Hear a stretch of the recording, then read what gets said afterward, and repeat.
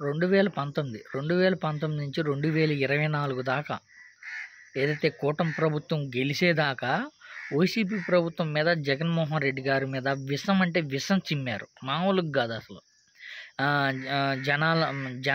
జనం సొమ్ము, ప్రభుత్వ ఆస్తులు ధ్వంసం చేస్తున్నారు. జనాల సొమ్ముని పార్టీకి వాడుకుంటున్నారు. ప్రభుత్వ ఆస్తులు పార్టీకి సంబంధించిన ఖర్చులకు వాడుకుంటున్నారు.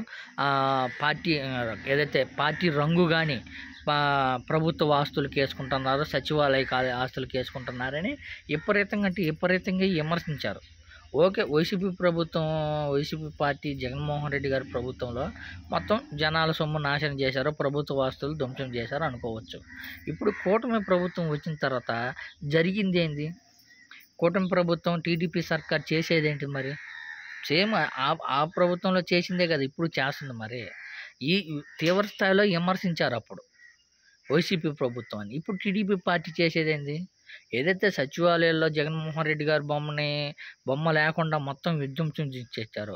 అదేవిధంగా శిలాఫలకాలు ఎక్కడ కానొచ్చినా సరే వైసీపీ ఎమ్మెల్యేలు కానీ జగన్మోహన్ రెడ్డి గారి ఫోటో కనిపిస్తే చాలు వాటిని పగలగొట్టి విధ్వంసం సృష్టించారు, చేశారు కదా.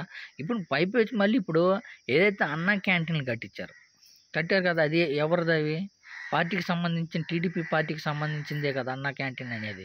మరి అన్నా క్యాంటీన్లు ప్రభుత్వం సొమ్ముతో కదా పెట్టింది.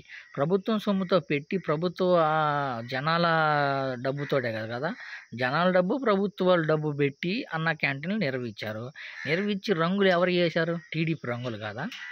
మొత్తం ఎక్కడ చూడండి మొత్తము 100 అన్నా క్యాంటీన్లు ఓపెన్ చేశారు.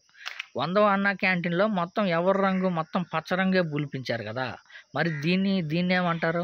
ఇది రంగుల పిచ్చి కాదా?